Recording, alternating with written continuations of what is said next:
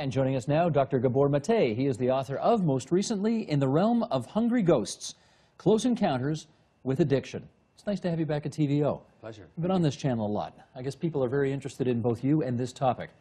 Not surprising. You're a physician who treats patients who have serious addictions to some of the most illicit drugs going. So you're a good person to ask this first question of. What's the cause of addiction? You know, in medicine, it's a mistake to try and ascribe things just to one cause. But if there's one single major cause, dominant cause, then the major cause of severe substance addiction is always childhood trauma. Childhood trauma? Yeah, not just according to my experience. And my experience is that I don't have anybody in the downtown east side of Vancouver where I work who wasn't abused as a child, not even by accident. And all the women were sexually abused specifically. But also according to all the research, that the more adverse childhood experiences a person has, the exponentially greater the likelihood of substance abuse later on. So those who say it's all hereditary, you say what? That's nonsense. Nonsense? Yeah, yeah. Genes may have some predisposing role, but predispositions are not the same as predeterminations. I mean, now I know that genes are actually turned on and off by the environment. There was a study a couple of weeks ago that came out that showed that even people who have a predisposition to addiction genetically, that gene is turned off if they receive good nurturing parenting. But we hear all the time, if your dad was an alcoholic, chances are you will be too. Sure, and under what conditions do you grow up if your father was an alcoholic? In other words, how is that trait passed on? Is it passed on genetically, or is it passed on through the fact that you had stressful early experiences? And even if you were adopted, you still had stressful experiences because your mother was stressed for 9 months. And we already know that stress on the parturient woman, on the pregnant woman, has an impact on the child's development and on the child's stress levels. And then, of course, there's the separation from the birth mother. So whether you look at adoption studies or straight family linear histories, just because a parent is addicted and the child becomes an addict as well, says nothing about genetic causation. Okay, but it must go beyond childhood trauma as well. Even if you had a blessed childhood, but you've had some extraordinary thing happen to you as an adult, you can get addicted as well, can you not? Highly unlikely. What we know about the human brain now is that it's actually shaped by the early environment, that the physiology and the chemistry of the brain is in fact physiologically under the influence of the early environment, so that those circuits are either set up or not set up fairly early in life. Nobody who had a blessed childhood becomes an addict. Some people think they had a blessed childhood, but that's only because they haven't looked at what actually didn't work in their childhoods. Some people have terrible life experiences and they do not become addicted to drugs. Other people do overcome their addictions, despite the fact they have terrible childhoods. So where does willpower factor into all of this? Willpower is a difficult question to discern, because if you actually look at the circuits in the brain that make conscious decisions, they're very weak. And they're much dominated by our impulses, which come from deeper brain centers. And the gap between an impulse and a decision is only a split second. So when you actually look at people who had a lot of negative experiences but they did not become addicts, first of all, addiction is not the only outcome. A lot of people compensate for terrible early experiences by becoming, quote, really good people, and they end up making themselves ill because they repress so much. And I've written a book about that as well. Other people may have had terrible experiences, but they may have had an opportunity to process it. Maybe there was a sympathetic witness in their lives with whom they could share and at least emotionally resolve the trauma. Then they don't need to become addicts. But the people overwhelmingly who become severe substance users are people that were traumatized early and had nobody there to help them process the experience. What percentage of your patients would you guess overcome their addictions? Of my patients in the downtown east side? In Vancouver, yes. Yeah, if I could say 5%, I'd be hailed as an international genius. It'd be less than that. Less than 5%? Oh yeah, and that's not only my statistics, that's generally true across the board. However, the question is, why not? What keeps them?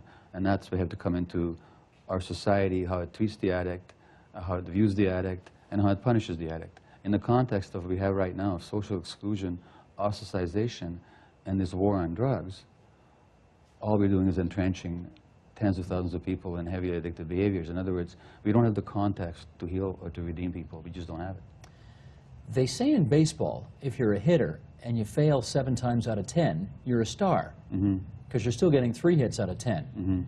So are you saying that you're not having success with more than 95% of your patients, but you're still doing really well by the yardstick of your profession? Is that right? I'm not saying I'm doing really well. I'm saying I'm doing what I'm doing. Under the present situation, the way it's set up with this war on drugs, and incidentally, there's no war on drugs. You can't war on inanimate objects. What there is a war on drug addicts. When there's a war on drug addicts, it's very difficult to save anybody. What I do is I treat people's illnesses. I reduce the harm of their addictions and of the social attitude towards addiction.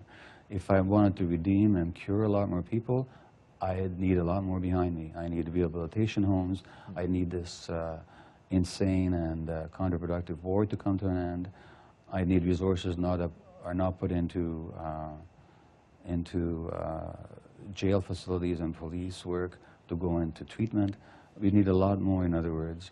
We could do a lot more. So in the present context, our failure rate is high if by failure we define that people give up their addictions. There must be a broad spectrum, though, of obsession or of compulsion, however you want to describe this. I mean, at one end, I guess, it's you pick up your BlackBerry too often. At the other end, you're mainlining heroin, you know, 5 times a day or whatever. Given that broad spectrum, are you an addict of something? Well, that's the whole point. Our society is based on addictive behaviors. Now, I define as an addictive behavior as a compulsive repetition of behaviors that give you temporary pleasure and relief, in the long term create problems and negative consequences. You still persist and you still relapse.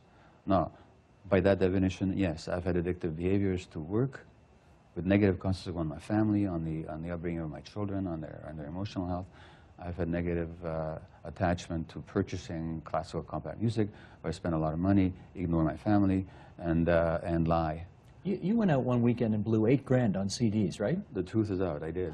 Yeah, and that wasn't a conscious choice. In other words, it's not that I woke up Monday morning and I said, hey, what should I spend this $8,000 on? It's more like I just had to keep going back and going back. 30% of Canadians now define themselves as workaholics between ages of 19 and 65, according to StatsCan. And that means they're listless and irritable when they're not at work. Their mind is on the work. They're not with their families. All kinds of negative consequences, but that's how they soothe their sense of emptiness and dissatisfaction. Some of the most creative wonderfulness, though, comes out of addictive behavior. Would you not agree with that? No. You don't agree? I think there's a difference between passion and addiction. You can be passionate about something, devoted to it, but be conscious and be aware and be mindful and be in charge of it. In the addiction, it's the addiction that's in charge. You are driven. You're not in charge. You're not in the driver's seat. That always has negative consequences. Now, it may be that some good stuff comes out of that, but the negative always outweighs the bad, the good. Do you discuss your own compulsive behavior or addiction, whatever you want to call it, with your patients? I do. They know about it? Oh, yeah, sure they know about it. In fact, they laugh and they shake their heads and they say, oh, yeah, I get it. You know, I mean, they totally get it. You know, it's qualitatively, it's the same thing. Quantitatively, it's not. They're far worse, but they've suffered a lot more than I ever have. So their need for soothing is much greater. And I've also had few advantages in terms of education and stable upbringing than I've had. But do you ever get them saying, you know, given your own troubles with addiction, who are you to tell us or give us advice with how to live our lives? No, on the contrary. What they say is it's nice to talk to somebody who actually gets it and doesn't see himself as somehow superior. Okay. You work, as you've told us, in Vancouver's downtown east side, which some people have described as kind of the poorest postal code in the whole country. Yeah. And here's how you describe it in your book. Let's do an excerpt here. Not that we lack real infestation in the downtown east side. Rodents thrive between hotel walls and in the garbage-strewn back alleys. Vermin populate many of my patients' beds, clothes, and bodies. Bed bugs, lice, scabies. Cockroaches occasionally drop out from shaken shirts and pant legs in my office and scurry for cover under my desk. Now, this neighborhood can't always have been like that. How did it turn into that? Well, you know, actually, I found out today that the filmmaker Alan King did a film on the Skid Row area of Vancouver in 1957. So it's been like that for a long time. What you have in Vancouver is a preponderance of relatively cheap housing and reasonable climate.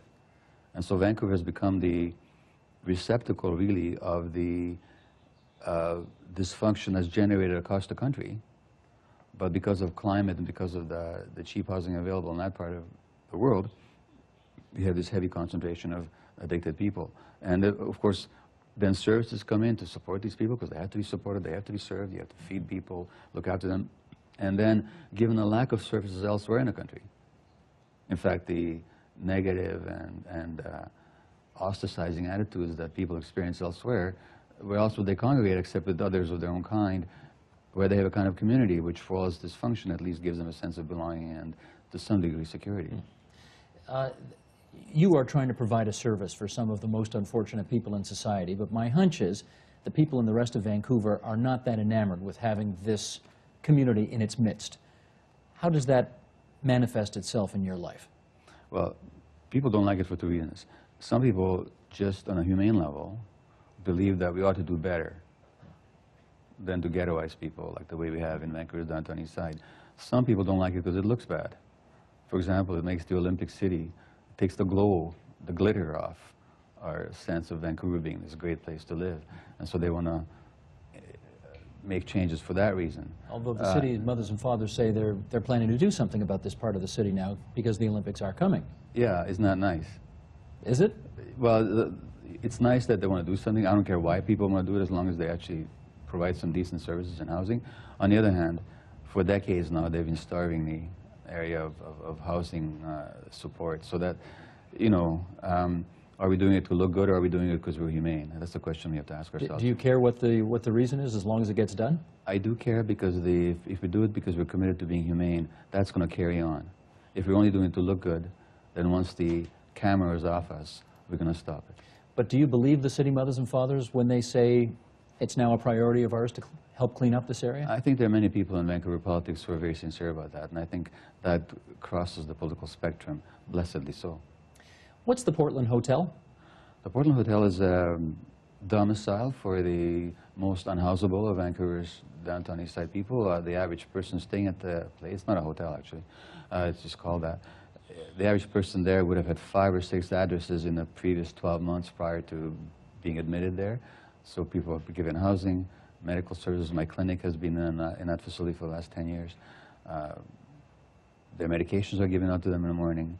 And we're trying to mitigate the effect of the harshness of their lives and the harshness of social ostracization. Have you yet figured out what it is about you? You're a medical doctor, right? You can make a fortune doing anything else. Yeah. Not a fortune. You can make a good living doing anything else. What is it about these kinds of people and that location and this world that draws you there? Well, you know, that's always a complex question because there's always a combination of conscious and unconscious that motivates any of us. But as far as I can tell with myself, I do have a genuine commitment to working with people who suffer. That's why I went into medicine in the first place. And I have a very clear sense that some people suffer for no fault of their own. Nobody at age 3 has to be sexually abused. Then I resonate. I mean, I get that I'm very similar to them, so something pulls me there. And then it's a very authentic place to work. I mean, people may lie and they cheat, but they don't pretend to be other than who they are. It's a rough crowd, though. I don't have to tell. I mean, having read about it in your book, you are dealing with some very tough people who've gone through awful things. And you know, they're very sweet people. They're very sweet, warm, humorous people who have an immeasurable capacity for loving responses if they're given the opening for that. That's what's behind that veneer of toughness. There's actually a lot of vulnerability. Yeah, that's how it is. But manipulative too, though, right? But who isn't? Okay. Fair enough. I mean, I can be manipulative sometime. Your friends or partners may tell you that you can be that way. These people are manipulated because they're weak. They're in a weak position. The weak has to manipulate. That's taken for granted. But that's not unique to them in any way at all. Just finally, I presume you have 2 different kinds of days. There are the days where you wake up and you say, you know, if not for me, these people would fall off the edge of the world because nobody cares about them. And then I guess there are days where you wake up and you think, you know, I could work 80 hours a day, never mind 24. It wouldn't be enough. And it wouldn't be enough, and I'm not making the kind of progress I wish I were. What do you have more days of?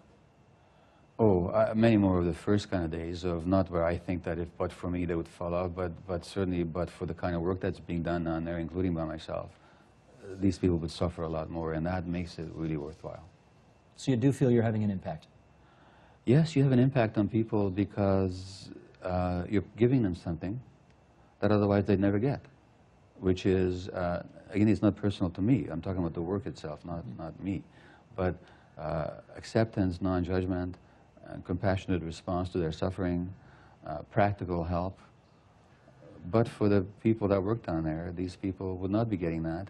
And all that would happen is that their early trauma would be revisited upon them daily till the end of their lives, which is largely what happens anyway, but at least we mitigate it to some degree. Understood. The book is called In the Realm of Hungry Ghosts, Close Encounters with Addiction. Gabor Mate, good to have you here at TVO tonight. My pleasure. Thank you.